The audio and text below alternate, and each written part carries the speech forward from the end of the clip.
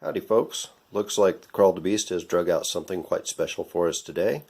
What we're looking at is my TNW ASR, and this has been chambered in 460 Rowland. This is a complete custom job, and what happened with this is great. We're going to get into it, we're going to talk about it, and you're also looking there at the companion gun to it, and that's my Glock 20 with a Lone Wolf tactical length slide and 6.6-inch barrel and Lone Wolf compensator on that, and that is also chambered in 460 Rowland. So my ASR started out as a color-coded build, and hence why you're seeing the two-tone between the upper and the lower receivers. And what that was all about was basically the original build was going to be 40 Smith & Wesson, and I bought this in a tri-caliber system, so I ordered it with 40 Smith & Wesson where the barrel collar, the upper and the lower all match, and then the lower in 45 ACP was olive drab. And then as things progressed, now this gun shoots actually technically 6 calibers, and we will get into all of that in another video. But here today we're going to talk about the conversion to 460 Rowland. What I did was I purchased a 45 ACP barrel from TNW and ordered it in a threaded model. They sent that to me, and then I rented a chamber reamer from 4D Reamer Rentals out of Kalispell, Montana, and I reamed the chamber from 45 ACP out to the proper length for the 460 Rowland, and went out and test shot this thing, and it shoots amazing. Anybody who's thinking about this or ever given it a thought, I would say do it. It's well worth it. And I'm going to show you a little clip here with some ballistics, and then at the end you'll see a little bit of shooting with it. We'll bust a couple jugs with 185 grain and 230 grain, and you'll kind of get the idea there that these are giving same-day delivery, and it's been a very good conversion. I'm very happy with it. I've been running a baby Glock 30 magazine with it, and it's just had the factory spring in it, and everything works smoothly. It'll feed them all right through. So it's it's a pretty easy conversion overall.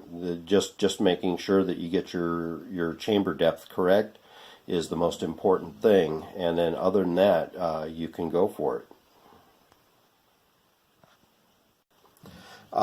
One of the other things too that I want to talk about, and that is for anybody who does have an ASR already capable of shooting 45 ACP, I'm going to say right now, I haven't done it yet, but I'm going to do it, and that is 45 Super. Think about it. If you want to go out and deer hunt with a 45 ACP ASR, get some 45 Super, and you'll get a little more poop out of them, and it should be very, very good. I haven't done it yet myself, but I'm going to say that if this thing is shooting 45 ACP and it's shooting 10 millimeter, both the FBI spec stuff and the hotter Underwood double tap buffalo bore type stuff, and it loves 10 millimeter. The 10 millimeter works great in this rifle, and I'm going to say that if it can do 45 ACP, 10 millimeter, and 460 Rowland, that just puts 45 Super somewhere in the middle there. And I would definitely say to do it. I plan on the next time I order some ammunition from Underwood to probably throw in a box of 45 Super if they have the flavor I want, and just to try it out. But for me, I'm going to say that if I've got this thing already set up and chambered in 460 Rowland and I'm reloading, that really gives me the versatility of loading those 460 Rowland casings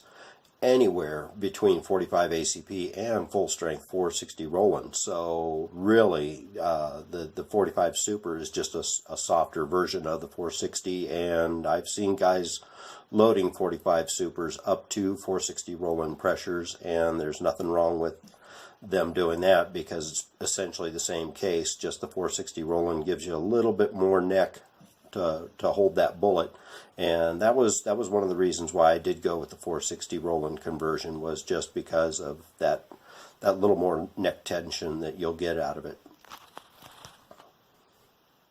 So looking at the ballistics numbers here, we can see that definitely the 460 Rowland is pushing these a lot faster. Now keep in mind, these 45 ACP velocities look a little fast for a handgun, but this is coming out of a 16-inch barrel, so we do get a little more velocity out of them. And what you can see is actually these are bringing 45 ACP up to, we'll call it the FBI 10mm energy levels, but yet when we go to the 460 Rowland coming out of that 16-inch barrel, what we're starting to look at is energy levels that are considerably higher than the 45 ACP, but also these energy levels, this is getting right into the neighborhood of 223. That's kind of cool. You're doing it in a whole different way. I mean, you're not moving the speed of the 223, but if you look at those numbers, that you're delivering a heck of a lot heavier thump at a bigger diameter, and it's going to hit hard, and you'll see that in the water jug test. The thing also that we're seeing with the water jugs, and that is it's indicating that these bullets are definitely designed originally for 45 ACP, and what's happening is it's obliterating the water jugs, and I haven't captured a hollow point or gotten back a bullet yet, but I'm looking forward to doing that, because what I'm imagining these 230 grainers have got to be looking like bugs on a windshield, traveling at 1500 feet per second like that, and hitting that water jug. That bullet was designed to move at about 900 feet per second. So it's definitely doing something impressive out there. So now we're going to go to a couple short video clips of myself and my wife shooting the ASR, and we're going to bust a couple water jugs with it. And for the dream police out there, yes, the sun was coming and going with the clouds, and so I had tipped my glasses up, and then I took the shot. So the safety glass police, yes,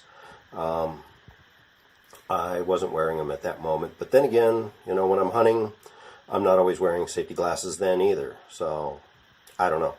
That's a 6 of one, half a dozen of the other type thing. And then you'll also notice when I go to fire that I do a little dry fire practice there, as I had forgot to chamber around.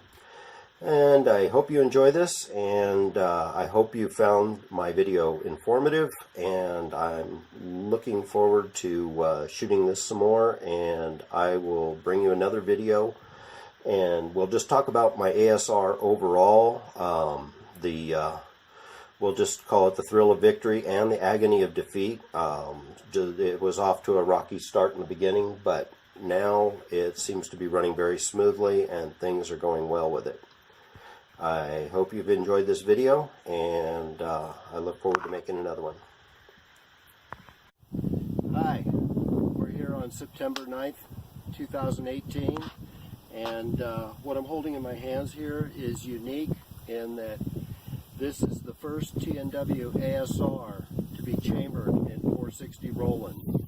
I rechambered a 45 ACP barrel, added a Lone Wolf compensator, and we're running a Baby Glock magazine. It seems to be running flawlessly so far. And this is a 185 grain, and we're going to see what this does to a water jug.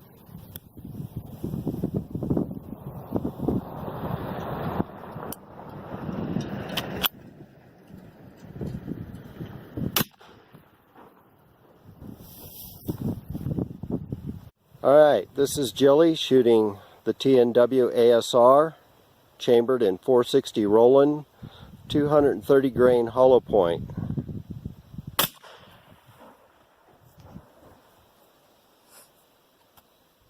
And remember, if you don't try this at home, you can't have one.